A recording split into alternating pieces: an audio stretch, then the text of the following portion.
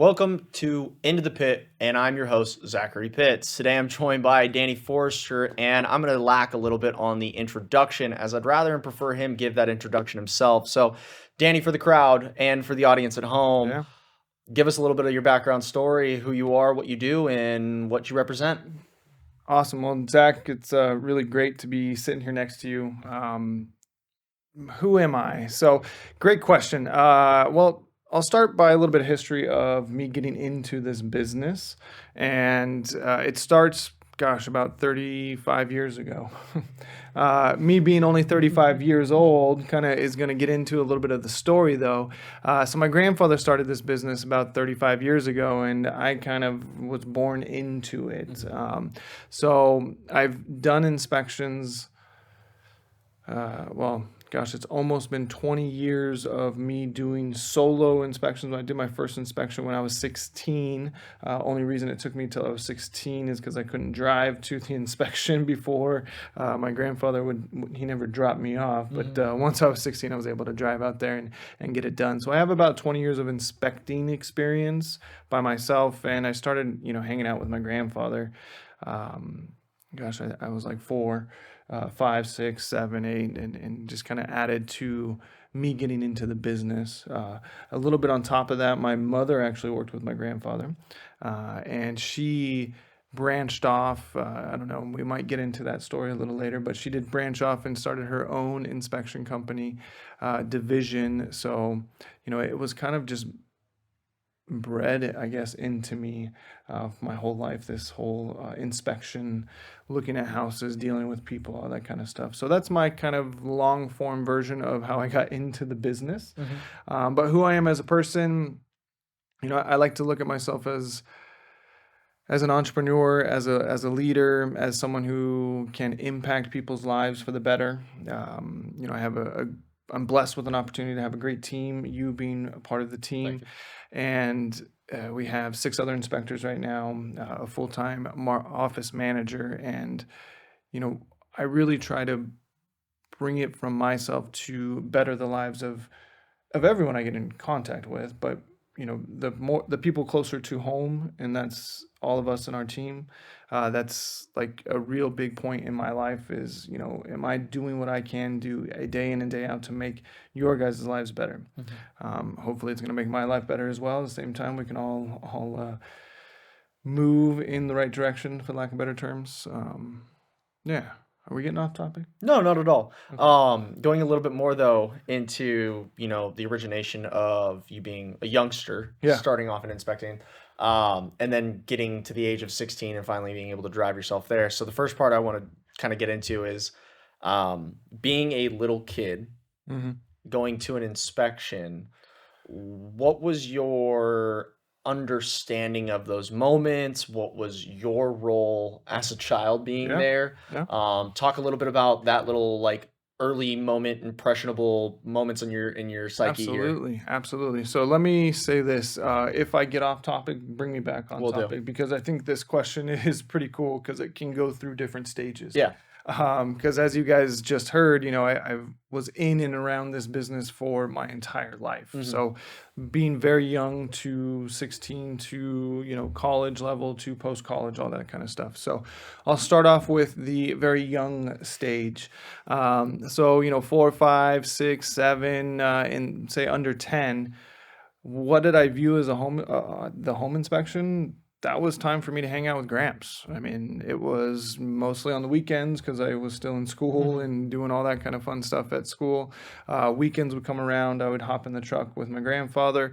We'd go out to these different houses. I mean, different places. Just it was all new. I was young. Everything was cool. We would go for an hour drive down to San Diego. Then all of a sudden, next day we're going an hour north into Hemet or wherever we were going, and we would just show up to these houses. And some of them were amazing houses. Some of them, they probably were all amazing to me because I was 8 years old, and it was a new place to play. It was a new place to explore, and I didn't really do much as far as anything in the inspection process. It was more like hang out in the truck, fiddle with the tools in the back of the truck, go in the backyard and play if there was a play set, run around the neighborhood, just kind of stay out of the way in a Okay. sense. Um, and that was awesome. I mean, like I said, I looked forward to going to work, and even though it really wasn't work for me, but that's what it was kind of labeled as. Hey, you're going with Gramps to work today, and so that was kind of the real young portion of me being in the business, I guess you could say. And then it kind of got to where I was a little bit more responsible, Okay. growing up a little bit more than a 6, 7 year old. I was like 9, 10, 11, where I would follow directions and you could teach me something and I would be able to respond back and say, hey, these things are what they are. So it started out with my grandfather giving me an outlet tester. Okay. And going around and saying, hey, this is what you do. You plug it into an outlet. You look for these 2 lights. If it's not these 2 lights, you come get me and tell me. I mean, that's basically how it started. So I'd go around, house after house. Then it was like, okay, now let's go into opening and closing the windows, opening and closing the doors. Now, what do we look at when we're in the room? So it kind of just went from one thing to the next thing, through the next thing to the next thing as we went through the whole process of the house. So I really got to understand from like the ground level of how to go through a house and how to look at a house. And I would say getting a little bit further down my life, when I was in the 7th grade, I was going to a junior high in Fallbrook, Potter Junior High, and it was a 2 semester setup, I guess you would call, and you got to choose electives. Okay. So they had wood shop and they had metal shop, and I was going home and writing out my list, and wood shop was semester 1, and no, metal shop was semester 1, wood shop was semester 2. And my mom was like looking at my class schedule and she says, you have to take typing. I'm like, I don't want to take typing. Why would I want to do that? They have wood shop and they have metal shop. Yeah. Like, come on. Well, she won that battle and I ended up taking typing. Thanks, Mom, because that is one of the best skills that I have today, is being able to type and not looking at the keyboard. So I had to choose between one or the other. Moving, through that story, typing was what really gave me the ability to learn majority of what I know about houses. Interesting. And why that's the case is, in our company, a Better Home Inspection, we were the first company to bring on a computerized report. I don't even know exactly what year it was, but it was probably 25 years ago. I want to say like definitely early, no, it was before 2000s. Yeah, because I wasn't even in high school yet. So maybe late 90s, right in the cusp. But when I learned how to type, what we would do is my grandfather and I would work as a team. At that point, I was like 14, and I was able to do a bunch of things like either the inside of the house or the outside of the house. We kind of split it in that regards. Well, with the software that we had at the time, we had to type everything. So we'll get to technology, I'm sure. But nowadays we have a way more advanced software with databases and all that stuff. But back in the day, we had a Word document. And it was a template that we had custom built for us. And each section had an opportunity for us to write whatever we found during our inspection. So we had shorthand notes, we took notes, and we had a process where at specific points in our inspection, we would come back to basically our home base in the house, which is the kitchen, look at our notes, type out all our notes, and get through that section in our process, and then move on to the next thing. So maybe it'd be the kitchen notes, and then we go to the garage, and then maybe it'd be the exterior, and maybe it'd be the bathrooms or something of that nature. So learning all of these things came from me reading my grandfather's notes. And somewhat my notes too, because we would write down little things. Like I would know what this was. I was looking at something, it was definitely not right.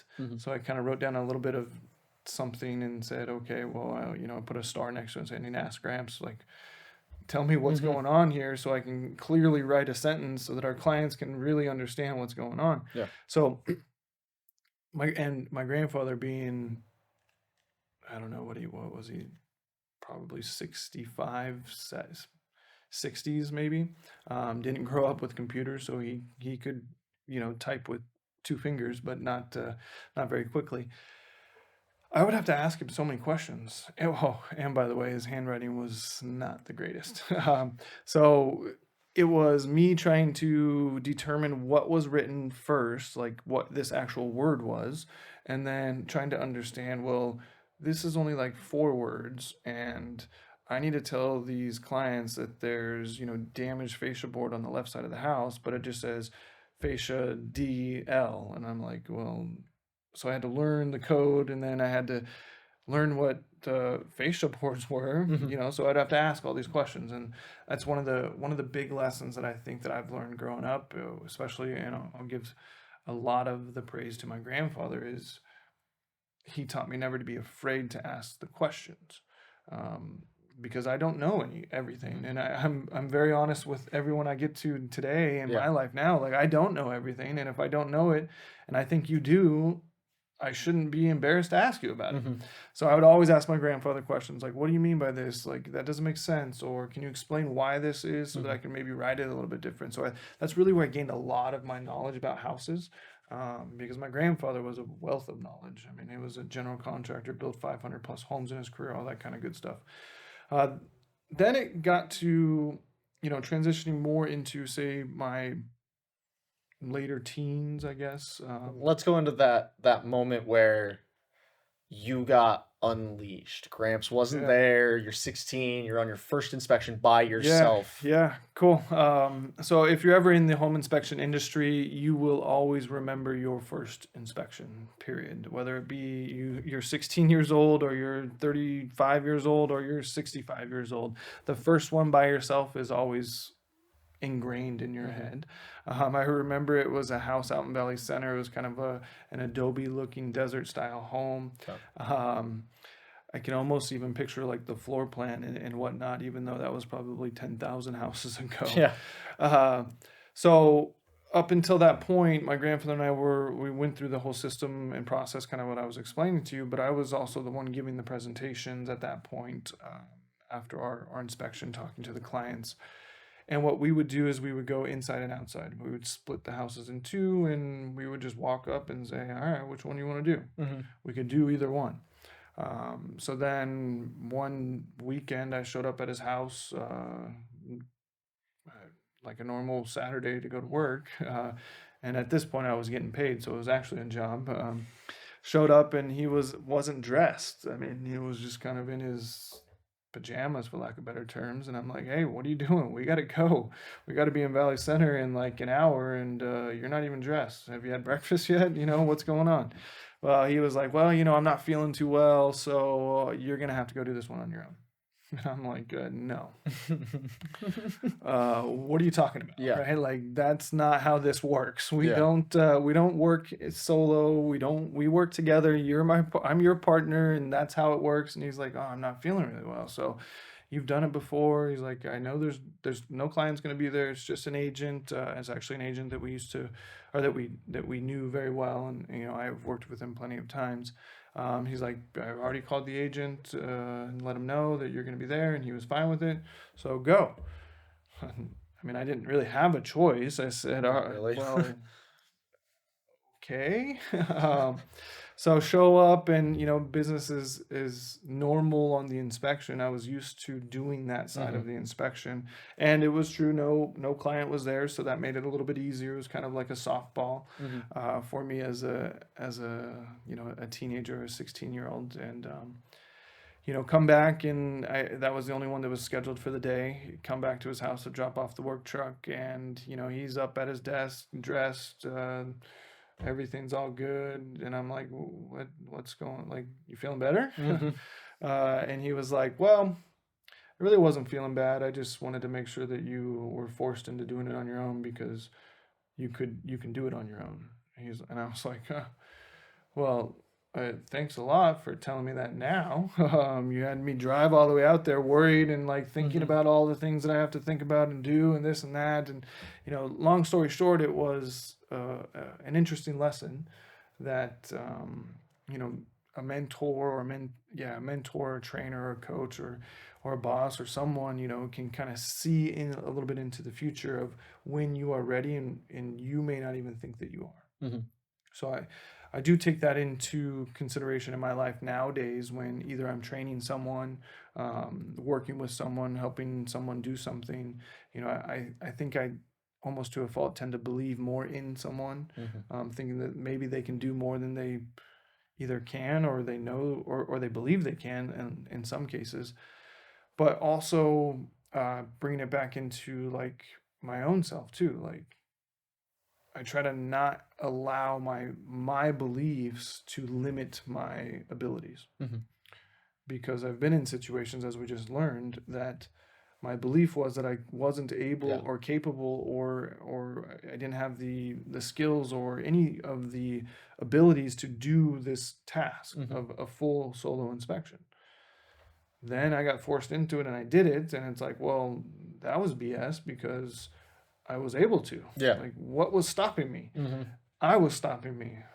So yeah, that's one of the biggest lessons that I've taken now in reflection of that is, don't be your, I mean, I guess it's cliche, don't be your worst enemy, but don't hold yourself back either. You know, take risks, understand your limits to a degree, but also push those limits, Mm-hmm. because we are all so much more capable of achieving beyond what we think that we are actually capable of achieving. Excellent. That was some very good points. You did bring up, though, your grandfather's wealth of knowledge, and I know personally, Yeah. they may not know how much of that was kitchen table discussions between your family. Yeah. But going a little bit back, because when did a better home inspection begin? It began in the mid 80s, 87 ish. And what was the world of what our industry is today back in 1987, 1988 Yeah, ish? really, there really wasn't anything. It was a very new industry. There was a lawsuit that happened, which kind of created this industry, and it was around basically sellers' disclosures, Mm-hmm. in a sense of, you know, what is here in the world to help a home buyer understand or protect themselves against making this purchase. So back in the 80s, there wasn't a home inspection industry. I mean, it Yeah. was a very new, in its infancy, Mm-hmm. you know, industry. And my grandfather decided to venture down this unbeaten path, for lack of better Mm-hmm. terms, and get into this industry. Um, Reason for that is, the story behind that is, he got fired from a partnership with his wife, my grandmother, in the real estate world.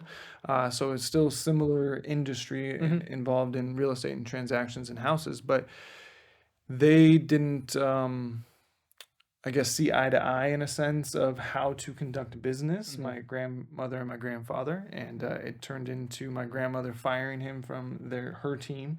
It wasn't their team; it was her team. So he got into this business, and it was, you know, I wasn't really alert or around in the late 80s when I was born in Mm-hmm. 88, but from some of the stories and whatnot, and from what he explained to me, it was basically just a way to make a living. Mm-hmm. Right? It was, I know houses, I've built houses, I have a general contractor's license, I can tell you about your house. There was carbon copy forms back Mm-hmm. then where, you know, you rip off a page and give one, rip off a page, and you can't read the third page, or But let write alone hard the enough. fourth. Uh, so he could do all that, but then at the same time, he would also go bid some of the little repairs that needed to be done, Mm-hmm. because he was a contractor Yeah. and he was starting a business. And when you start a business, you do anything and everything you can to get money coming into Mm-hmm. the business, or continue to feed your family and all that kind of stuff. Well, he very quickly realized that this business was actually a business, not a hobby, or, you know, A just a pastime. pastime. Mm-hmm. Yeah. So he transitioned into running it more or less as a business, and understanding, you know, the things like conflict of interest. Mm-hmm. And that being, hey, I'm not going to tell you what's wrong with your house and then try to charge you to fix it, all in the same kind of life cycle. Like, we're just going to tell you. We're not in the business of handyman work or electricians or whatever the tradesmen are. We're just going to tell you. So a transition from that to the actual business of running a home inspection company. And then it just developed in various different forms throughout, his career in the business, bringing on, from just being a solo operator to bringing on a second inspector. That's a huge step when you start a home inspection company. Going from 1 to 2 is big. Then it went from 2 to 3, then 3 to 4. Then when it was at 3, well, 3 people can do 3 jobs in a day. But if we team up as 2, we can do 4 jobs in a day. So why don't we run our teams in 2? And so we went down a path of tandem inspections, I guess. And grew it to 5 teams of 2, I think was the largest that he got to. And with having, office help and staff and, scheduling and really running as a business, but also understanding the business that we are in currently is affected by outside means too. So he was able to navigate the recession in 2006, 7, and 8 by the history and the reputation that he built up until that point. But he did have to lay off quite a few of the inspectors and the staff to keep the business alive. Hard economic times. Yeah, it was hard for everyone. I mean, I was just out of high school and in college, and I remember, seeing, Paul's no longer with the company. We had to lay him off, and then, it's only you and Mike left. And who's it going to be? Well, it's not going to be me, unfortunately. It's going to be Mike. And luckily, Mike came back after 2 years because we were able to bring him back with the change in time. So I don't know if that's where we wanted to take or where you wanted to take that question, but that's kind of how he got it to where it was up until 2010, 15-ish. So going into that, though, because it all is part of really the legacy of the company, my entry to the company was about 2015, 2016-ish, around that area, Yeah, if I think so. 2016-ish, I want to say. Yeah, But right around there. What I know the legacy of how Ray, your grandfather, sustained the business throughout the hardest of economic times, and that in its own was very, very innovative. Correct me if I'm wrong on this one, but you had a utility van, which was essentially just your regular standard transport van that had natural gas, propane, water tank, and a electric generator. Yep. And you were backfeeding into properties that were bank owned that could not get any of the utilities on, and showing properties during that time. I mean, talking about the innovative thought of that, but where was the wild idea to create this, and how? It's fascinating now that we're, talking about this out loud, I guess. As I mentioned, we were one of the first companies to have a computerized report, right? I mean, that's a massive innovation. In the time. And when we talk about it now, and it's like, what? Everyone has everyone has that standard now, but if you're not using a digital report or a computer software, like, you live under a rock. But 25, 30 years ago, it was a whole new thing, right? So that was kind of, I guess, one of the first big innovations that my grandfather was willing to risk. And I think that's a key factor in some of these conversations of like, being innovative or creating a legacy. Like, you have to be willing to take risks. Absolutely. Because if the computer never became the computer and we tried this computer thing and it failed, then we're out that whole process or the whole investment or all that time or whatever, right? So that's where it kind of started in my mind now, talking back on it, is he was willing to take risks. right? But they were calculated. It's not just blindfolding, throwing darts at the board and seeing where it hits, and we're going to do that. But as you know, with my grandfather, he was always looking for something better, something new, something that's Uniquely going different. to help, whether it be the business or the people in the business or the people that the business is serving, just all kinds of stuff. He was just never satisfied with where he was at or where the company was at. I remember Always that. chasing. I mean, it was Yeah. unbelievable, the battery or the drive that he had. Yeah. So it kind of goes into, we're getting to the 2008, 2007, 8, and then the creation of our utility van. So paint the story of, we have thousands and thousands of bank-owned homes where people have lost their home, mostly because they basically lost their job and couldn't afford to pay for their home. Well, with that being said, they stopped paying their utilities long before they got kicked out of their house, in a sense. Well, then the bank owns it. Now it gets down to, we're getting better, and the economy is getting better. People are now starting to buy these bank-owned homes, but there's $500 to $1,000 of utility bills that the utility company still wants their money, right? So one of the things that homeowners or potential home buyers had to do before they closed was pay off the owed debt, right? Well, think about when we get there as a home inspector, you don't own the house yet. You're just kind of hiring us to look at the house and evaluate the house to help facilitate your decision to purchase the house. So you didn't always want to go spend $700 or $500 or 25, whatever it was, to go bring these utilities, turn them on and get them running so that we can properly inspect the house. Only to find out that maybe that home isn't the right one for you and have to do that same process on the next. So we learned that, we understood that. It took us a while of, okay, buyer's agent calls, schedules, yeah, we're good to go. Everyone says everything's on. We show up and the electric's turned off. Well, we can't do everything, so it's a partial report, and hopefully you can get it turned on and we can come back and do it. Well, that started happening. A lot more often, yeah. Water was off, electric was off, gas was off, both water and electric were off. I mean, it was just like, we're providing this service and we're unable to complete what we should be able to do. So, I mean, I don't know exactly like how it came to fruition of, we're going to bring the utilities with us.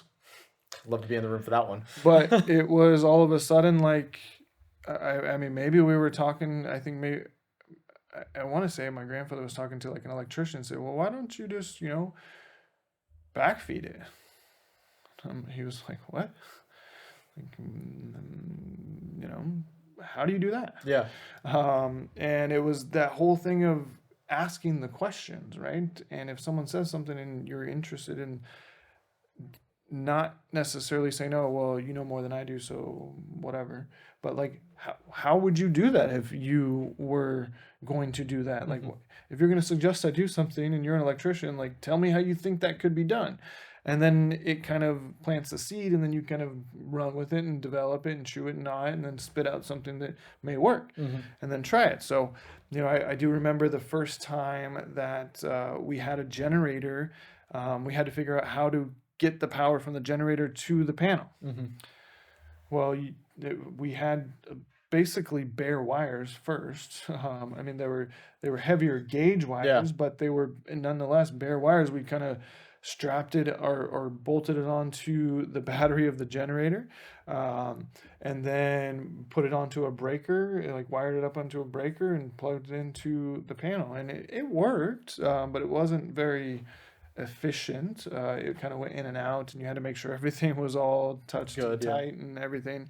Then it developed into getting, proper extension cords, I guess, lack of better terms, but where basically what they were RV wires, like for RV plugs, or when you hook up your RV, when you go to an RV park, you plug it into power. Yeah. So there are these, like, I don't know, 1.5 inch gauge or thickness extension cords, and plugs in here, plugs in there, and brings power to your RV. So we learned that could work, and then we altered an extension off of that we could just plug in and then wire up to the panel. Um, so it just started with one idea, and then it's like, well, how do we make this better, right? The water we figured out by doing, a little bit of research online and kind of understanding how much water we had to use in order to test the aspects of the house that we wanted to test. Like we didn't have enough water to fill a water heater, but for the most part, water heaters didn't get drained. They just didn't have any more water coming into it, right? You don't drain your water heater when you lock your water off. The water stays in the water heater. So we kind of adapted this idea of like, well, if we can bring water to the house, how much water do we actually need? Right? So, and then how do we get that to pump into a house that's within the range that we want in order to accurately test the system of the house?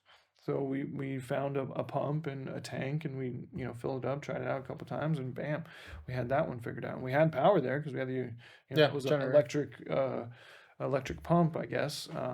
And then the gas was the hardest part for us to figure out. Took us a little while, but we ended up altering basically a car kit. So we have natural gas vehicles, right, that run on compressed natural gas, CNG, and we were able to modify that to where we could get it coming out of a hose at about, I want to say it was like less than 1 psi. So that was the hard part, is finding a regulator to regulate down to the pressure that normally goes into a house, which is not very much pressure. So we went through multiple different vendors, I guess is the right word, or companies to try to figure this out, and developed an electronic regulator to where we can flip a switch, and this electronic regulator would turn on, and it would just basically spit out low volumes of natural gas, and that worked fantastic for the time. We were using it 2, 3, 4 times a week. I mean, it was kind of crazy. And then it kind of phased out. We're not in that time anymore. We don't even offer the utility van anymore. But it set us apart, definitely.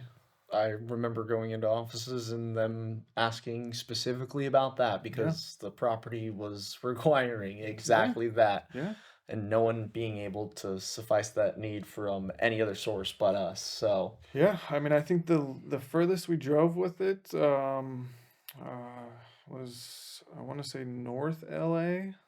Oh wow! Someone got a hold of us and paid us to drive up there, just to bring the utilities. Wonderful. Yeah, it was cool. I mean, it was fun. So going a little bit more on, I mean, your grandfather set the tone of innovation within the company. How are we applying that innovative legacy and spirit? I mean, I personally know, but again, engaging the audience here.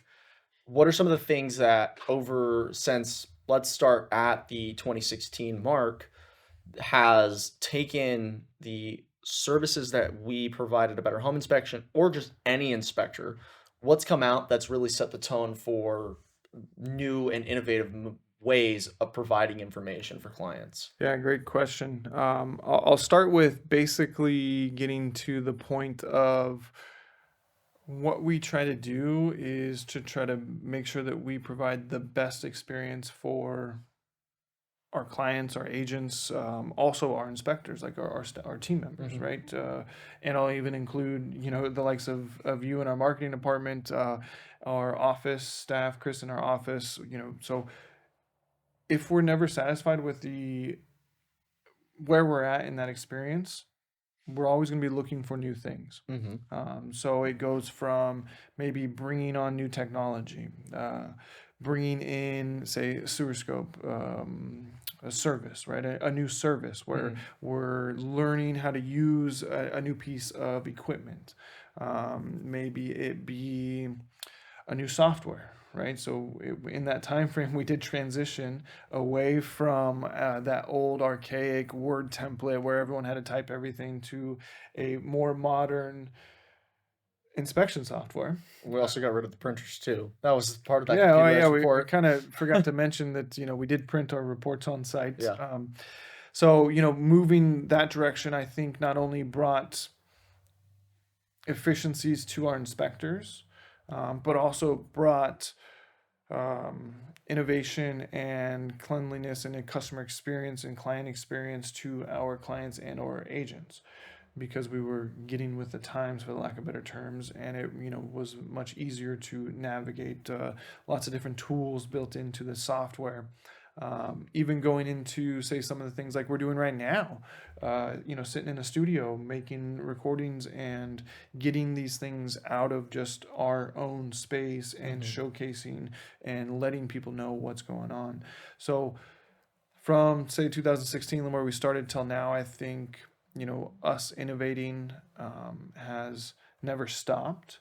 I also think that our team that we have, our core team, hasn't always been here since 2016, but you being part of that core team that has seen a lot of the abilities, or has seen a lot of the innovations, one, but also has learned and experienced the autonomy, I guess I could say, of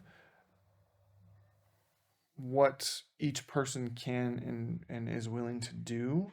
And that's another thing where I think helps us stay innovative, is within our company, our culture is very very open-minded, to where if you have an idea, or I have an idea, or such and such has an idea, we're going to listen to it.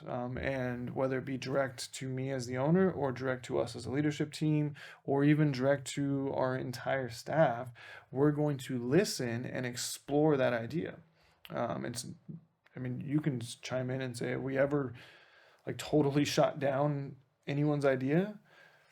No, I mean, we haven't done all of them. Don't get me we haven't. wrong. And I'll tell you again, and I tell everyone in our company, like, I may not like it, I may not do it, I may not believe in it, but what I will promise you is that I will listen to you. We're trying to make the paper airplane first to see if it can fly, and if it can fly, then we'll see if we can Yeah, make the bigger plane and go with yeah. that. We've always tried it that And way. and there's been so many different things where it's like, oh, this started here and then now it's over here, and like, look at this thing that we've either identified, went towards, created, whatever, right? So I think that's the biggest thing that I try to bring to our team on the innovation side, is just the ability for us all to have a creative mind, and bring that to the table and actually do something with those ideas.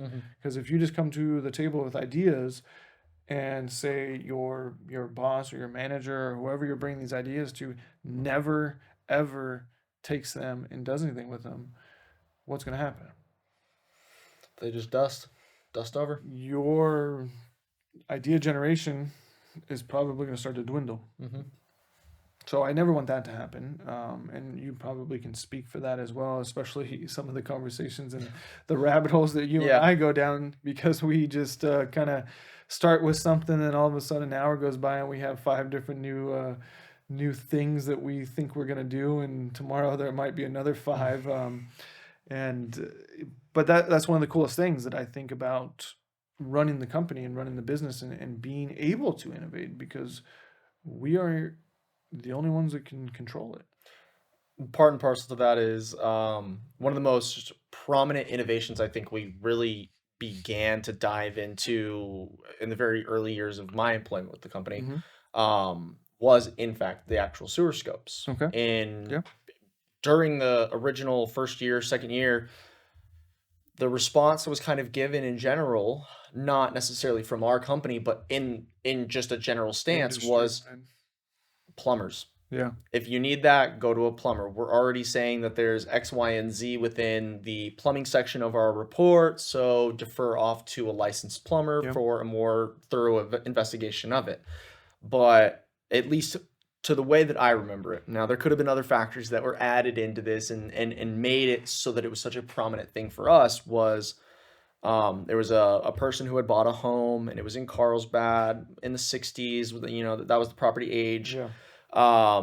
And we didn't have at that time any sewer scopes available to provide on site. Mm-hmm. When we did, it was always, call plumber, but we didn't have a dedicated list of plumbers that we could recommend. So kind of left it up to the client to decide. Hearing maybe that plumber's quote on what that would cost them may have scared them or something else, but nonetheless, the importance of that aspect was so much in another industry separate from ours, but all within the greater umbrella. And this client calling us back, and he had been there for maybe 3 months or less, Yeah. and started to experience all of the backing up. But it Yeah. wasn't just inside the toilet; it was the bathtub, the sinks, Mhm. just going everywhere essentially. And I remember watching you and Ray, but mainly I remember you personally being not, I don't want to describe it as guilt, but it was very much similar to it. There was a lot of sympathy. There was a lot of this. I didn't feel, now I'm speaking you as an I, Yeah. Yeah. did not feel that we could have done enough, Yeah. that we didn't do enough by the simple aspect of this guy having this issue and experiencing this and relaying it to you. So I remember you making the call to a plumber, getting the plumber out there and paying for it out of pocket and watching the entire process and coming back. And I remember showing up the next day and you're like, Gramps, this is like, I've done the research. This is how much these things cost. I honestly think that if we start doing this, this is going to be a big thing for us. And that was an innovative thing at the table that was brought up. But again, as everyone has their open opinion during that time, especially in those old days, it was at the kitchen table because our office was Yeah. was In Gramps' the house. house. Yeah. But at that time, people going, well, this is mainly a plumber's job. Does this go above and beyond what we're required and expected to do? And I remember you looking at everyone going, and what's the problem with that? Yeah. I mean, one of the cool things about our world is evolvement, Mm-hmm. right? So bringing that to our industry of home inspections is the evolvement of the actual home inspection. Mm-hmm. So with technology being more readily available to anyone and everyone, I mean, we had a conversation, I think, this morning or yesterday, that we can go learn something very quickly, Yeah. whether it be a new language, a new service to provide, a new modeling, painting technique, It's all just about how we apply or it. how to be a mechanic or how to be a plumber or whatever, right? So we have so much available to us, so much information. So that changes the industry just by itself. Getting back to the situation that you talked about, one of the big things that has helped me personally is being incorporated or attached to a larger community. Mm-hmm. And that community almost gives me or gave me a sense of protection in that the decisions that we're bringing back to our small company are that other people have done and it's okay, and they're not going to fail because other people have done it in Mm-hmm. our industry. That wasn't always the case, but at least it gave that sense of security. Mm-hmm. So going to that specific point when I suggested, hey, we should buy one of these sewer cameras Mm-hmm. and learn how to do it. Not like we know how to do it, we're going to do it. Like we need to learn it. Like, Mm-hmm. but how hard can it be? Yep, I I remember that mean, exact quote. How hard can it be? like a pipe is a pipe, right? And at that point, I was, I don't know, 26, 27, 28. Been in the business for a long time. I mean, Mm-hmm. I understood what pipes were, Yeah. and you don't even have to be in the business for that long to understand what pipes are. But there's only so many things in theory that can go wrong in underground and a pipe. And I'm like, well, this is just a camera we're pushing down it, and we're just going to do what we do when we look at anything else. We're going to observe what we see and report what we see. Mm-hmm. Yeah, I'm sure there's some learning curves of like, how do we push the cable? What equipment do we get? How are we going to get this information to our clients? If the cable gets stuck, how do you get it out? Yeah, I mean, there's all situations that happened. And we talked to my grandfather, or I talked to my grandfather into purchasing one.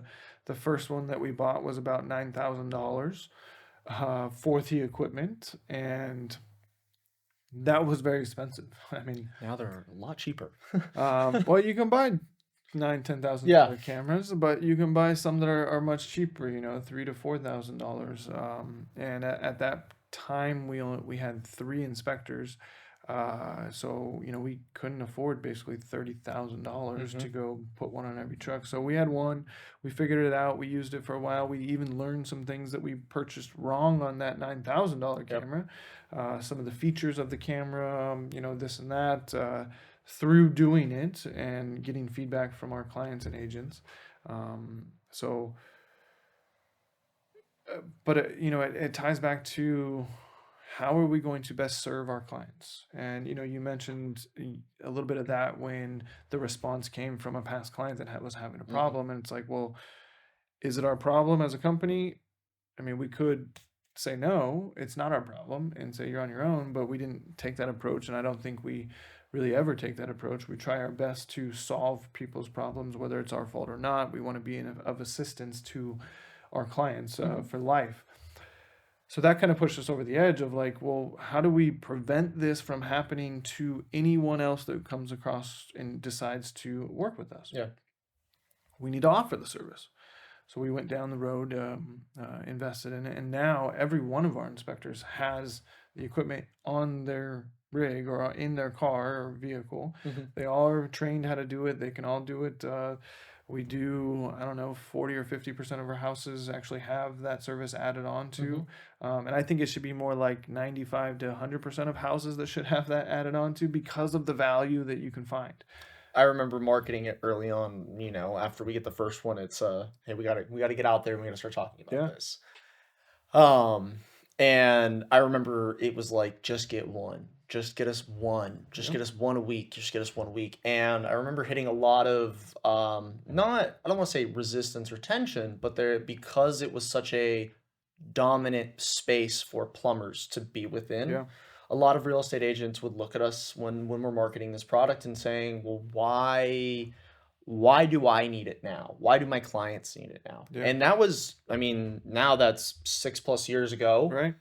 And to this day, the most prominent teams that we see almost day in, day out, or every single week, they're the ones that are going, I need this. This is not Yeah. a, I want this. This is, Yeah, I need. it's not even an add-on. It's something that has to be done. I mean, and it's I think in large part a lot to your efforts and your direct impact on educating real estate agents, as well as the industry in the world having more of that technology and stuff available to us and more information available to us.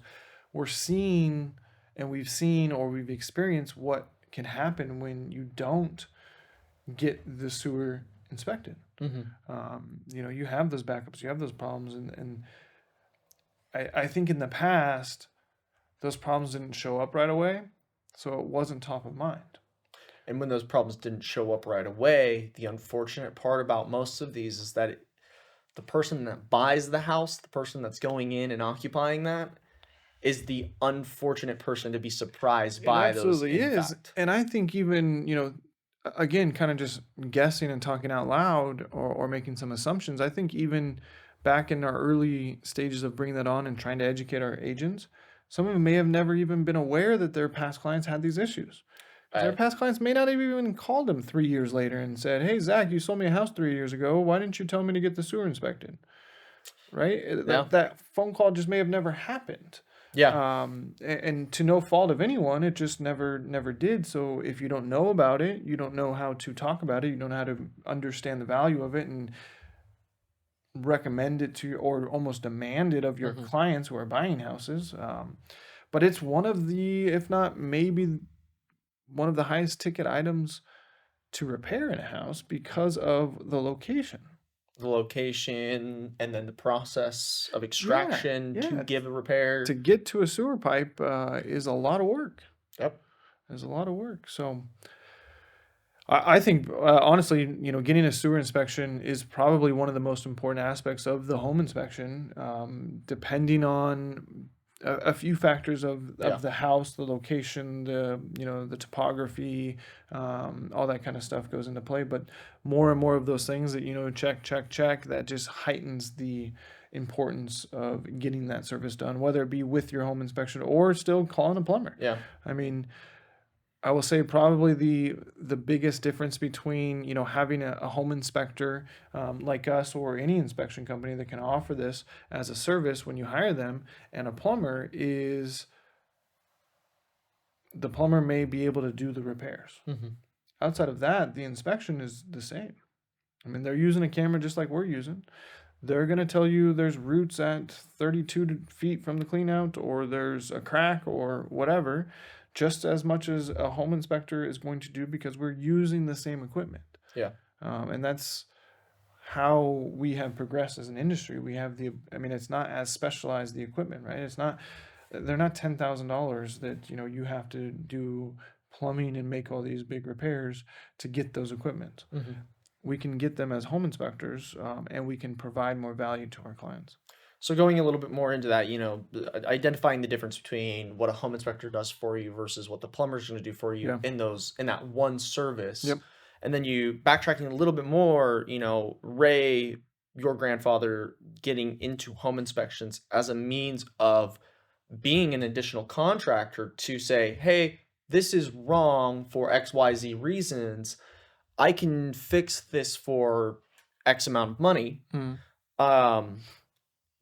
So for someone that's not aware of the intricacies of the industry, the differentiations between the two parties in that the tradesman and the inspector, going into more of like a general client question on that is, for someone unaware, why are they better off in choosing to hire a home inspector and have the information identified and then seeking the contractor versus I can just have the contractor show up and identify these issues and then bid me for the work? Yeah, good question. So how are we going to answer that? I'll say a lot of times, tradesmen or licensed contractors, they're licensed in what aspect? The one that they know best, the one that they are experts in. Yeah. So it may be a roofer, it may be an electrician, it may be a plumber, it may be an HVAC tech, it may be a pool contractor, right? So they know their stuff in and out in their field. Well, what is in a house? All of those things, right? Yep. So your roofer isn't going to know if your main panel is wired correctly, or if your air conditioning or furnace are installed properly, or if they may be able to identify a leak underneath the sink because you can see the water, but they're not going to understand what's the pressure supposed to be throughout your system. Is your water heater? How's your water heater look? Does it have the proper, sediment trap? Does it have the straps, expansion tank, all of these things that should be in any given house or any given water heater? So I think that's really the biggest difference between what a home inspector can do and what a licensed contractor or tradesman can do. The licensed person is going to be able to go much more in depth because of their background, their knowledge, and their skill set in that one topic or in that one field. The home inspector is going to know a lot. They're going to know a little bit about a lot. Okay. I guess. Yeah. So, I kind of like to make the analogy of the home inspector being like your general practitioner doctor, right? So typically what happens when we're not feeling well? Go to the doctor. We go to the urgent care. We go to the doctor, our primary care doctor, right? And we say, oh, I am having a pain in my side. Okay, well, that doctor kind of does a little whatever they can and kind of, maybe says, okay, let me push on your side. Let me take your temperature. Let me take your blood pressure. Let me see how much you weigh, does these little things to try to identify what's going on. But really what they're trying to do is to identify which specialist they can refer you to, or they should refer you to. Not necessarily can, but should, right? And that's where a home inspector comes in. The information that we're looking at is so vast, we need to be able to identify when the home buyer or whoever's hiring us needs to go further in and get the specialist or the licensed contractor to come in and do a deeper dive and a further evaluation of said area or appliance or system. Yeah, so I think that answers the question. So on that note, at least in California, you and I are well aware of it. Yep. Talking about that separation between the two trades, though, with an inspector, what should you always expect from an inspector in comparison to what you should expect from a contractor? Yeah. You know, what is the inspector's true motivations and intent as the industry defines it for them to do, and what are things that maybe if you see something that's out, like what are red flags perhaps by those inspectors as well that maybe outside of the industry constraints we're in? So the first thing that we will share, and that's basically what you alluded to, is you and I are aware of it, which we're aware, you and I are both aware, and now all of you are going to be aware that in the state of California, there's no such thing as a licensed home inspector. There may be home inspectors that have licenses in other areas, like a general licensed contractor or a licensed electrician or a licensed HVAC person that, have changed careers and have gone into the profession of home inspections. But California has no such license. So with that being said, there's no barrier of entry for anyone to become a home inspector. We all can be home inspectors, and if you want to be a home inspector, you can be one by the end of this episode or the end of this talk. All you have to do is say you're a home inspector, and you are. Yeah. Now, that's not how we believe. That's not how we run our business. But for anyone out there, that's how you can do it if you choose to. Yep. So some of the things to look out for is, what is your experience when you're hiring a home inspector? Do you have any experience? Do you carry any certifications? Now, that's one thing that our company does, is all of our inspectors that go out and perform home inspections are nationally certified through an organization. They have to uphold the requirements to continue that certification with X amount of continued education hours per year. It was 40, and I think they upped it to 44 last year. So there's over 40 plus hours of continued education that I myself take and all of our inspectors do to uphold their certification. Another thing to look out for when you're prospecting or interviewing or researching inspection companies is their experience. One, also, do they carry insurance? Okay. Can you go into a little bit more on that insurance factor? Because and that's a little bit of the difference between the licensed tradesman and a home inspector, getting ready to tie into that. So if you're a licensed general contractor, or you're a licensed HVAC person, or you're a licensed termite inspector, or you're a licensed roofer or electrician, right? The state mandates certain things. Mandating, one, you have to pass a test and do a background check, or there's certain stipulations that say this is what you have to do in order to get this license, or have the ability to get this license. And then once you pass, say, the test, then you have to provide bonds or insurance so that anything that happens, any work that you do, is the consumer is protected, right? In the home inspection industry, there is nothing of sort or that I'm aware of in California. State restrictions to adhere to those compliances. Correct. There's no one saying you have to do anything.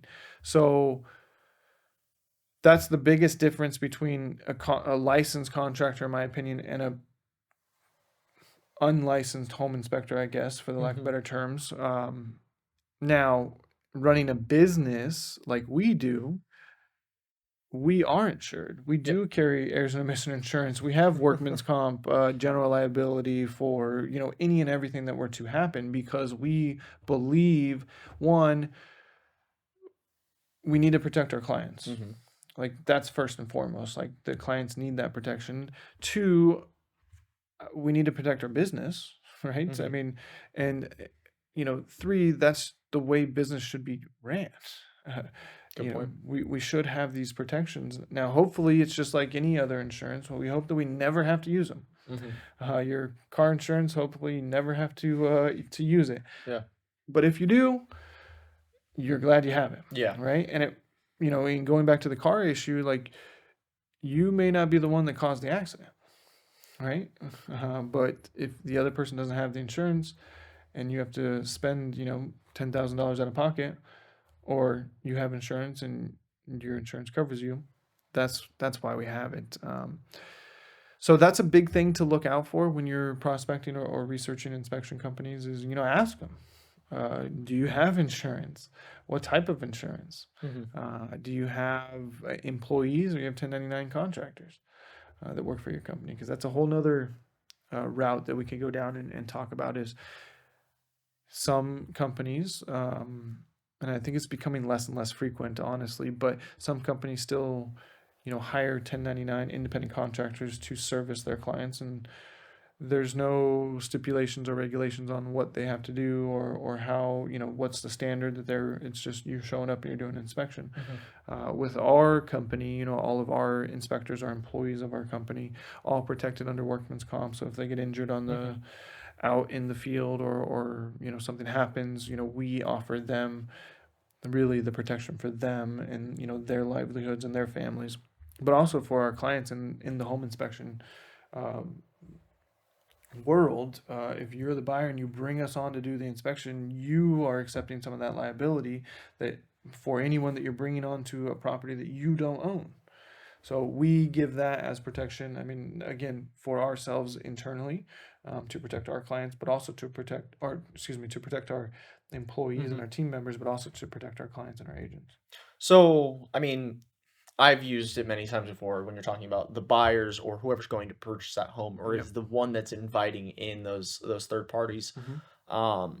If those third parties are not insured, as we've experienced in the long history of home inspections, there is a lot of very, very, very random things that, while not incredibly dangerous to Yeah. life and health, but there's things that happen that are, again, may not be our fault, but unfortunately it happens. A Yeah. foot going through Yep. a ceiling Yep. from the attic itself, like those are things where, as a buyer, if I'm hiring a non-insured inspector, what's the worst case scenario for me on that?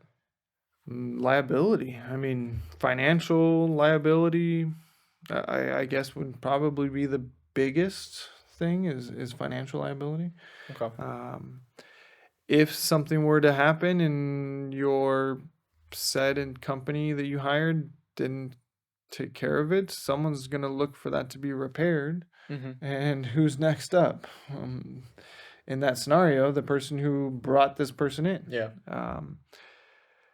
So yeah, I think it's liability. Yeah, outside of that, I mean, it could just, well, I mean, financial liability and just safety too, I think comes into play. If you're not bringing someone who's a professional, things may happen. May not Yeah. abide by certain protocols or procedures, and health and safety concerns. Like, we have an in-house protocol or procedure or policy, I guess, is none of our clients, agents, or anyone but our inspectors are allowed on our ladders. Hmm. Period. Like, that's just not allowed. It's a big red flag for me as an owner, and for our inspector manager, and for all of our inspectors. They know no one gets on our ladders, because if someone falls off the ladder, whose fault is it? It's our ladder, our It's fault. ours, right? So if we do carry insurance, but our insurance, our workman's comp, is for our employees, Yeah. right? And we haven't ever had to have a situation where we've had to kind of cross that path and figure out what's going to happen, who's going to cover what, from a client that got hurt, whatever, right? And we never want to cross that path. We want to keep it like that. You know what I'm Yeah.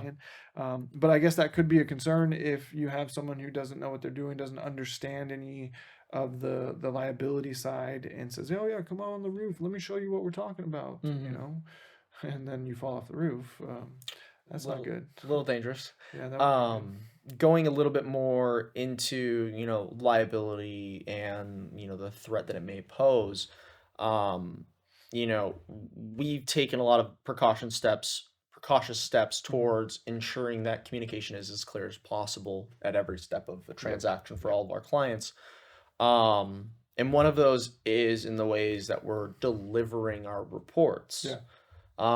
Going a little bit into that, can you talk about how the newest style, which is not unfortunate, but very good, is the standard that we're kind of seeing from nearly all the inspection companies across the nation, is a very digital report? And how does that separate from the old printed out documents? Yeah, And yeah. what value is that adding for us? Today's reports are vastly different, even for us personally in our company than 5 to 7 years ago. But go back even further, like I mentioned, we used to have carbon copy. You just kind of have little check boxes and you tried to write something in there. Then it got to be a little bit more advanced into a 10-page computerized report. Then we discovered this wonderful thing called a digital camera, and we realized we could add photos to our report, but we didn't want reports to be too long. We want them to be like 15 pages or less, so we only had 2 pages of photos, and there was 8 photos. What we thought was the most important 8 things, or the hardest to reach, aspects like the roof or the attic, where we can't physically go show our clients.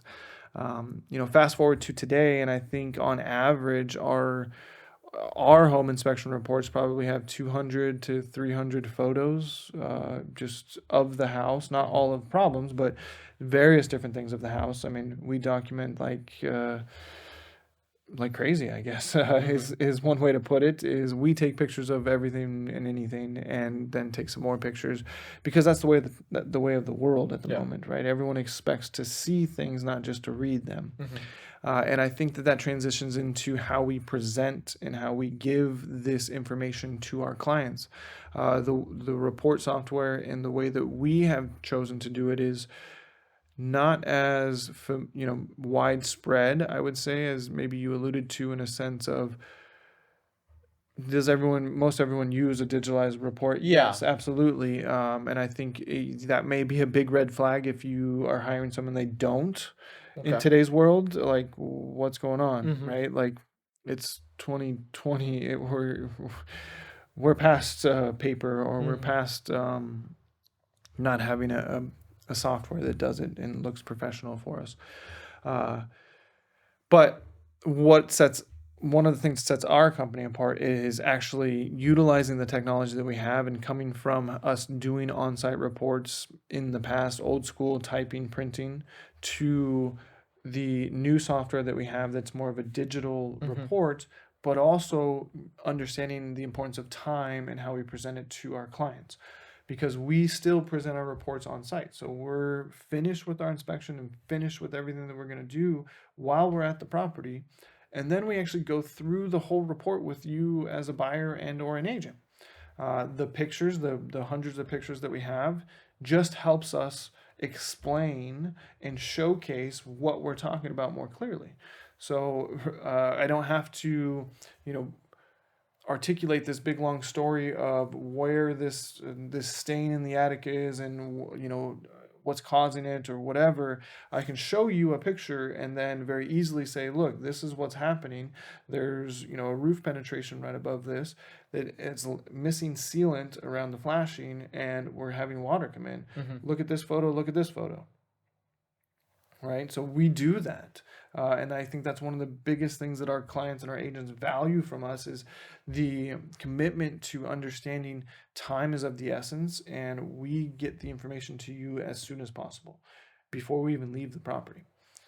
So that, with that being said, like, I guess that's answers your question. Yeah, going a little bit more though, to kind of bite off a little bit more from that. Yeah. How do you, or in general, I mean, I have a good idea of this, but from the inspector's perspective, Okay. Your engagement with the client or real estate agent in that presentation, in this new format of the digitized report, a lot of pictures, and not having to articulate a massive story, and simply just provide evidentiary proof for why this is. How has the not a massive change. I know that there's not this vast change, but there is a significant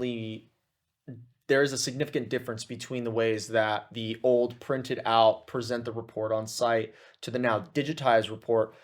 What's your takeaway from inspectors, and also just from your own experience, that the client or the realtor is seeing this and able to digest this information? Yeah. So probably it's easier for clients and agents to understand the information that we're trying to tell you Okay. with the help of the technology and the software that we're using. Because there's tools and there's color codes and there's sections and there's the ability to filter. You can kind of say, hey, I only want to look at this, or I only want to look at that. I only want to see the safety concerns. I only want to see the deficiencies or action items. So I think that helps us tremendously when we're giving a presentation to our clients. And with all of those tools and all of that understanding, I think that in itself has developed and progressed, at least for our company, the actual presentation, because we spend time understanding people don't know what they don't know. And we're providing now a new report, a page or pages of information that you've never seen before. And now, oh, by the way, it's on a software you probably have never interacted with before. So we take that approach in a sense of we want to educate you as a client and as an agent to understand how to navigate and how to read this report before we actually start going over the report. So the experience that our clients have within not only that presentation, but after the presentation, when they're really spending the time diving into the 50 things that we talked about, that's where we focus.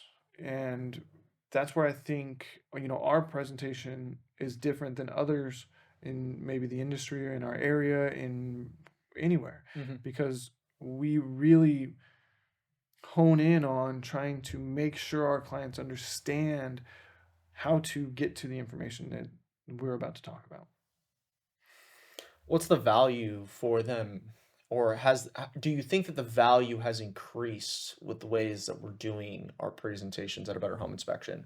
Do you think that clients are making smarter decisions based on, not necessarily saying that they weren't making smarter decisions in the past, but because it's so easy for every level of education when it comes to understanding a home, from this is my first home to this is my 100th, do you think that's adding more value for these clients' decisions, or is it adding more value to the negotiation power for the realtor, or kind of both? I think it's adding more value in multi aspects. One being there's more information that's being provided. Okay. And we've all heard a picture's worth 1,000 words, right? Well, in a lot of cases, it's kind of true. Yeah. That if I take a picture and I put a location tag of, say, the right side of home of your water shut off, where to go to shut your water off. Yeah. It's on the right side of the home, and what it looks like. Well, in old templates that we used to have, or old softwares or old reports, we would just always put water shut off is located on the right side of the home.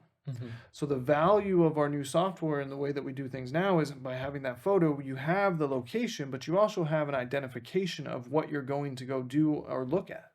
So that's where I think there's a lot of added value, as well as how easy it is for us to take pictures nowadays. Back in the day, we had digital cameras, had to either take a little card out or plug it in, had to make sure we had batteries, had to download it to a computer, had to upload it, had to, do all these funky things just to get a few pictures in there, and it was a cumbersome process. So the difference now is at any given house, we're taking 20 plus pictures of your roof. Doesn't mean there's 20 wrong things. It's just saying, hey, look, this is what your roof looks like. Every single angle, every single shot. So you now have more information as a home buyer and a future home owner of what your property is or was when your inspector was there. So I think that's one way where it adds a lot of value. The other one is, again, with the amount of pictures, because we're not necessarily finding more or less things wrong with people's houses nowadays. But what we are doing is taking pictures of more of those things that we found, right? So we kind of have a standard in our business and our company is everything gets a picture. I mean, unless for some reason that you can't get a picture of it, you put a picture in it. Because I may look at something differently than you do. I may like to read the description and understand it, but if I don't understand the written description, now I can tie it to the photo. So now you're seeing firsthand what the description or what the call is talking about. So I think that adds more value, and the speed and access of it as well. Well, another thing on top of photos, something that we haven't really touched on yet, is the ability to put videos into the report. Yeah. Which is a key feature of the software that we use. And before we could do that, even when we had digital photos, how did we document a squeal in the furnace or a vibration in the plumbing or really showing an active leak? We took a picture of it and said it squealed or vibrated or it leaked. Right, you didn't actually see the water dripping off of the P trap underneath the sink, or from crawling underneath the home and seeing it come out of the under wrap. Now we can put those things in there, so you really get to see what's happening. Excellent. With the videos, we also get to include the sewer scope stuff a Yeah. little faster too. Yeah, that's true. So going into it, we've talked about, the ways that information is provided from the home inspection side of it, our way of doing it, and then Yeah. also a little bit of a general overview of theirs. What are some of the key points for home inspectors to address or observe in the property as a mainstay, and why those are important, like primarily important to the home buyer? Like hot water heater, for instance, is one of those key aspects. I mean, as an individual that has vast inspector or inspection experience, that's a very challenging question to answer. Yeah.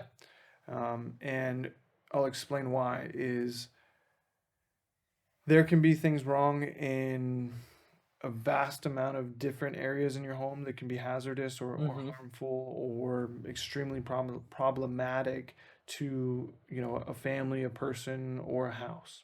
So I don't really have a direct answer. I mean, we can use the big the I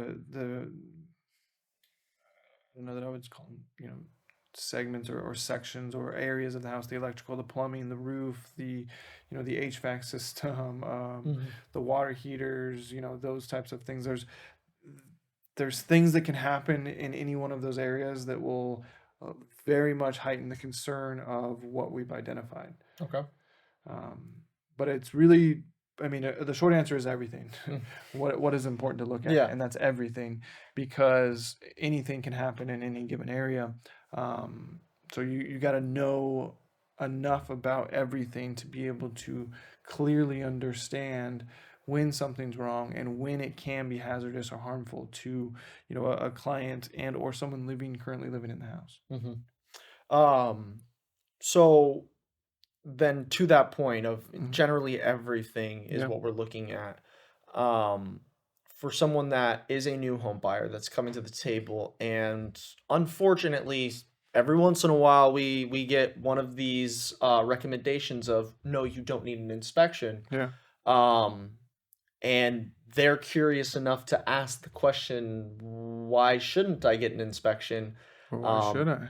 Well, in this case, for us, what would be our response or your response after so many years of any home buyer, whether they're going for a new construction home or maybe they're renting out and leasing a place for their business to occupy? Yeah, I'd say it's all the above. I mean, it's when you're moving into a new building. Building being a home, an office space, an apartment, a mobile home, a condo, whatever, right? I'll be honest and say, part of the reason that you should do it is the release of liability. Okay. Right. So, and what I mean by that is, if you're buying a house and you don't have someone come look at it that's an expert that understands what they're looking at, you're accepting all the liability of that house. Very true. You're being the expert. You're the one making the educated or uneducated determination of, I am or am not going to move forward with this purchase, right? So that's one of the big ones, is the liability. The next, if not most important or equally important, is the safety of yourself. You may not be as knowledgeable as your home inspector. Likely, I would argue that you aren't. I would likely argue that the home inspector they should have a vast amount of knowledge in all things of your home to educate you and protect you. I mean, there's like I just said, there's things that can happen in all aspects of your house that can cause hazardous situations for you, your family, your kids, friends that come over, whatever it may be. And if you don't know about those and something happens, who's to blame? Kind of goes back to that liability statement that I mentioned, right? You are the one liable. You are the one to blame. You are the one putting your family in harm's way. The other side of it is the financial liability, again, that might happen if you don't have someone take a look and educate you on your house, because you move in thinking everything's all good. And guess what? The AC doesn't work. Well, you bought the house in winter and you didn't think to turn on the air conditioning, but now it's summertime and we have a $7,000 new AC that needs to go in. Well, you think your home inspector would have identified that? They should have, right? They should test it and figure out if it's working or not. So the information, the liability, the safety of your family, and the financial safety or financial concerns that can happen without getting a home inspection. Yeah, I think those are the big ones. Okay. And for those people that go, well, it's pretty expensive right now for me to move into a property. It's really expensive for me on the closing costs. And here's this thing that if I'm not very smart, or maybe perhaps my real estate agent's not really like telling me the secret codes in the background that says, though California property is sold as is, why would I want to spend the extra 500, 600 bucks, 700 bucks to get an inspection with all of the gadgets attached to it? Knowledge. If you haven't heard knowledge is power, knowledge is power. But it's a pretty common phrase, common statement that knowledge is power. So that's one of the reasons why you should, is so that you get the knowledge to give yourself the ability to make better decisions. Okay. Without, an understanding or knowledge of things, we make irrational decisions or decisions that don't have any merit. So that's number one. But number two, if you're fighting, the cost, right? Yeah. You see some people, oh, it's too expensive, or oh, you charge too much, or oh my gosh, I can't spend another, $275 on a sewer scope. That's too expensive. What happens if you don't spend the $275 and you move in, and all of a sudden, 3 months down the road, you get backup in your drain line, and now you have a $10,000 sewer bill that has to be done because now you live in the house, and your wife and your two kids are in the house and need to take a shower and need to go to school tomorrow. You need to, do all of these things, like continue to live, and you're stuck with this $10,000 bill. It goes back to that financial liability you were talking about. Well, that $275 informational service to help identify that before you and your family got in there doesn't look so expensive anymore now, does it? Not in hindsight. Right? So that goes along being said, not just with the sewer scope, but with the home inspection. We're getting the knowledge, and then that gives us the ability to potentially now even negotiate with our sellers. So we have this list of things that are, your house isn't perfect, because no house is perfect. So we want to, ask you for a couple $1,000s of credit so that we can fix these things. Whether you fix them or not, that's kind of up to you. But now you at least have, a third party reports to give some merit to why you're asking for these, versus, hey, I'm just walking through the house and, I want to ask you for $2,000 of credit because I don't like the paint color. Yeah. Big difference. Doesn't land the same way. But I can't stress enough the importance of your safety and the amount of information that will be given to you during the home inspection and after the home inspection, and how it can really save your life, your kid's life, your family's life. Simple things such as smoke detectors, right? You may not even think that they need to or should be in working order until there's a fire, right? And you're so excited about this house, and you love the backyard, and you can just, picture all these beautiful parties and gatherings and memories being made with your family, and you didn't even think to check if there were smoke detectors in all the bedrooms because you were so, you know, enthusiastic about all the things that are going to happen positively during this ownership of this house. Yeah. And heaven forbid something else happens, you know, we have a disaster and we can't get everyone out of the house. So the safety of your family is one of the most important reasons why you should always, always, always get a home inspection.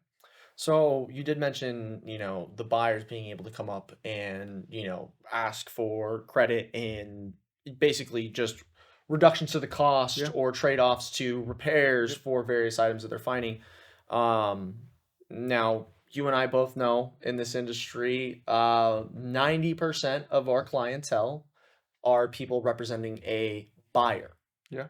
So they're the ones that are going into the property and they're the ones making these offers. And that's kind of the buyer making the investment to have those things inspected.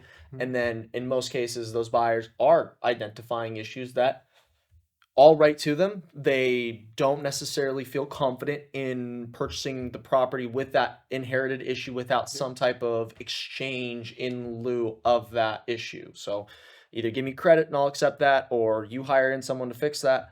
So you and I have gone down the battle of trying to tell listing agents, people having a listing and putting it up for market, they're ready to sell this. Why is it that they should have an inspection done on their property? Yeah. Because I think that right there for the sellers is, why am I spending extra money out of my pocket now before I ever have an offer accepted on this property? Yeah. Part of the answer is going to be pride in your product or your product that you're selling. Excuse me. So as a seller, I want to sell the best product that I can offer, right? So that will help that. Getting a home inspection gives you more information. We talked about the information, Yeah. right? The knowledge. The other part of it is, you know, we live in our houses every day and we choose to have a standard of living. And that nothing to say that standard of living is right or wrong. It's just your standard of living. Some things require the Fonzie hit to work sometimes. Yeah. And you've been doing it for the last 12 years, and you know when you walk in, you got to tap it twice. And that's totally fine by you. And there's really no underlying concern with that. But it's not the way it should be. So that's Yeah. going to raise red flags on people looking to purchase your house. So how you live in your house and how the house is designed or how the house should be may be different. So an inspection should give you the information to tell you, you know, to shorten that gap between my house and the way I live in it and a house that is in a condition that someone wants to buy it. Right. The other aspect of why it would be very beneficial to get a pre-listing inspection is the amount of money that you're going to make when you sell your house. Okay, good point. Interesting. So in a normal transaction, when a buyer gets a home inspection, after that home inspection, then they go to a negotiation phase. And they take this home inspection and they say, this is all the information and this is what I want to be fixed. Yep. 1, 2, 3, 4, 5, however many things. Or you can give me X amount of dollars. You as a seller have, you know, now options to respond. You can, okay, I agree. I'll hire this person to fix this. I will give you that money so that you can fix that. Or, I mean, you can say, and don't get me wrong, I'm not going to say you can't. You can say, no, I'm not going to fix anything. Take it or leave it. Right? So there's those options there. I will say, in my opinion, more times than not, there is some concessions being made. Normally, yeah. And that's maybe money or technician, you know, money as in like a credit, or I'm going to hire someone to come in and do whatever you requested. And that's money in that regards. At that point, the buyers are going, and they should, a lot of it based on our home inspection, you know, opinion is to get a licensed person to do the repairs because we want to ensure that there's a quality person doing the repairs the right way because it's obviously wrong. That's going to cost money, more money. with the information that you may get in a pre-listing inspection, there are some things that can be repaired with knowledgeable people. It may not necessarily need to be a licensed plumber. Let's say our water pressure is too high and we need to replace our water regulator, right? Well, it's a dual union. You can unthread it and thread it. It's preset. If you know a little bit about, plumbing, and you have the proper tools, I would argue that majority of homeowners can make that repair themselves. And they can, get ahead of the game and get that done before someone comes in and wants to purchase their house. So now you're improving the condition of your house, which makes your house more valuable. Yeah. So that's how you would eventually get more money for the sale of your house, by investing, a small amount of money to get the home inspection done before you have buyers coming in. So it gives you the opportunity to make repairs and make your house even more valuable. So let me ask the amazing question that probably never will exist, but there's always that 0.1 percentile that does. Yeah. For the individual that has done everything under the sun and everything over the moon to keep their house at tip-top shape, meaning every single thing has been repaired, before they even go to sell it, they've already added new paint and everything looks gorgeous and beautiful. They've never had an issue. Every single repair is done on time and at the recommended period of it. Does that person still need a home inspection? Yeah, I would absolutely say yes. And again, a lot of it goes to, things change over time. Requirements change. So just because let's say your outlets in your kitchen work, but your house is, 20, 30 years old, everything else is fine, but you haven't upgraded it to have, GFIs in all of the outlets in them. That's going to be wrong in the inspection. So Good point. you're going to, as time has progressed, the building standards, and, I don't really like using the word codes, because as home inspectors, we aren't code inspectors or code enforcers, but we do understand codes. The building codes and the building standards have changed and have gotten, for the lack of better terms, better and safer for various different reasons. So you may learn that your house isn't up to today's standards and may want to make a decision to bring that up to today's standards. The other thing is, if your house is very meticulous and very nice and very well kept and maintained, you providing a home inspection report by a reputable company is going to show your transparency, in my opinion, to the potential buyers. So it may even open up your buyer pool so that you have more people that are interested in your property because you have nothing to hide. Right? No one likes someone, a sleazy salesman, or someone who's trying to pull a fast one or trying to cover something up, lipstick on a pig type of thing. So if you're upfront with this information and saying, hey, look, my house, I think is perfect, but I don't take my word for it. We went out and hired a third party, company to come do a property inspection. Here's their report. Take their word for it. And if you want, you can hire your own home inspector. I mean, that's the thing that some people may or may not understand, that even if you get a pre-listed inspection, the buyers still have the right to bring in their own representation. Because what if they don't like the person that you hired? How would you help someone that may be in that position where, let's say they hire us, company A, and then the buyer goes on and hires on company B. Now, a home inspection lives and technically dies the moment the inspector leaves that property. Just because, as you said, anything can change. There can be one little tiny thing that basically makes the entire report things null and fail. void. I mean, things fail. People cause problems. Other things cause problems. So that's a good point. Just to touch on real quickly is, the home inspection report is not a guarantee or a warranty or anything of that nature. It's a documentation of current conditions of the property. Period. It can lead us to believe things are going to last longer, or how much longer things are going to work, and the typical lifespans of things based on the information. But it's not going to say, hey, we're going to guarantee that your roof is not going to leak in 2 to 5 years, or in 2 days, or in whatever, right? Because at some point, if something breaks, it wasn't broken the day before. I mean, think about driving down the road and all of a sudden your check engine light comes on. Yesterday, was your check engine light on? Nope. No. Well, what Today it caused it? is. Who knows? Maybe a seal finally broke. It was on its last leg and it passed its last, check, and now all of a sudden didn't pass its last check. So, that is possible, and that's really what a home inspection time frame is. What I would get to at, we've done a pre-listing inspection and someone else has done a buyer's inspection. I would compare and contrast the reports, and I would suggest that you compare and contrast the reports and see, is one different than the other and why they are different. What if there is not significant differences, but I mean, in the worst of cases, there could very well be significant differences, and you, as the seller representation, may have an entirely different report that was done maybe less than 5 days ago. So I'll start with the minor differences. Okay.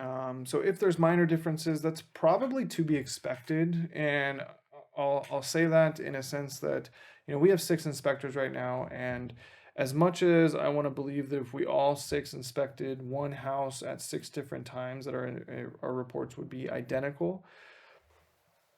I don't know that they would. I wouldn't bet that they would be absolutely identical. Not a 1-to-1, 100% ratio. Right. I wouldn't say a 1-to-1, 100% ratio. Now, I do very, very honestly and very truthfully believe that they would be 99% identical because of the way that we train in our processes and everything that we do there. But people look at things differently.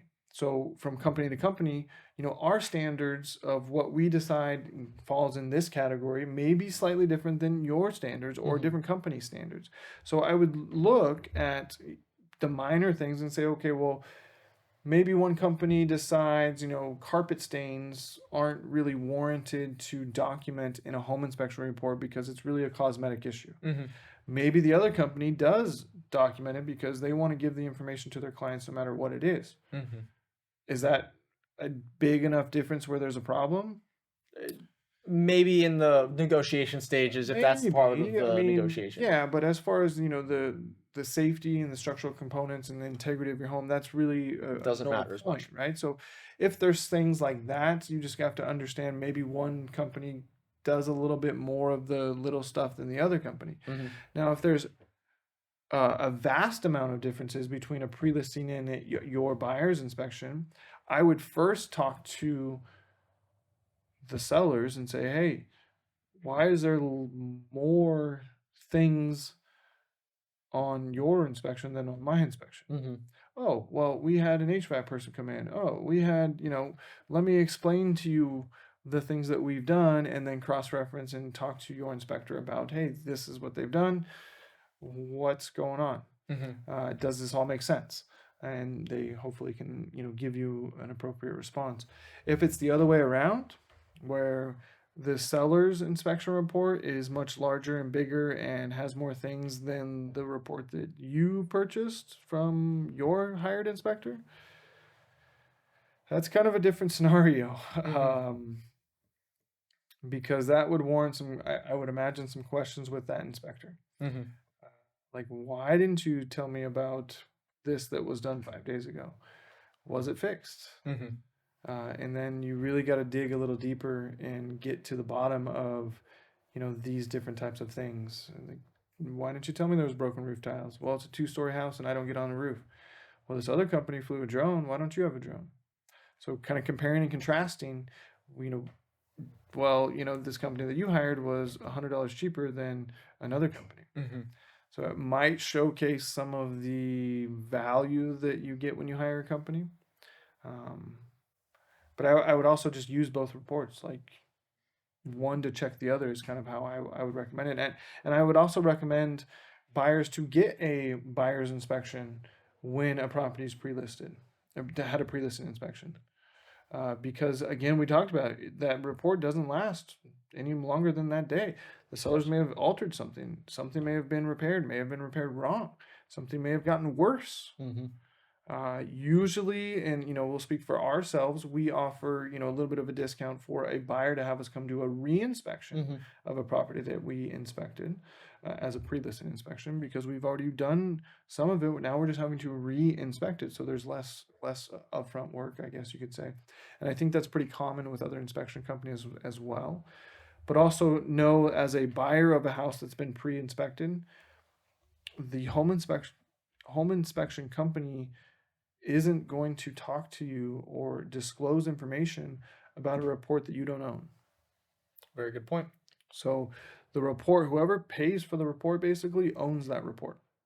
So if you're selling the house and I'm buying the house, and this little avocado guy over here did an inspection for you, and now I'm looking to buy it and you have to disclose it to me, and I call the avocado and say, hey, tell me about what 1, 2, and 3. I either have to get, or he has to get permission from the owner, or you have to hire him. I have to hire him to come do a reinspection. Yeah. So you got to kind of understand that, and most real estate agents will understand that and educate you through the process. Excellent.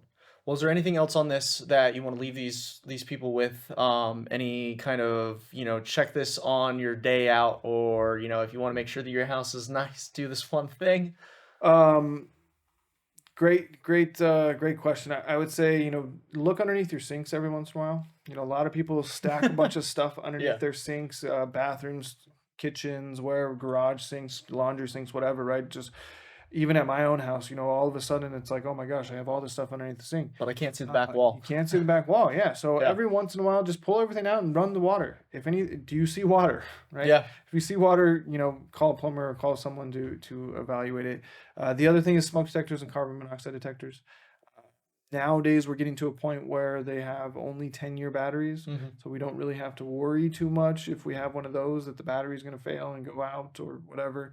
But I've seen people, and I was one of those people that at 2:00 when my smoke detector was beeping, I would very politely get on a step stool and very politely take it off of the ceiling. Yeah.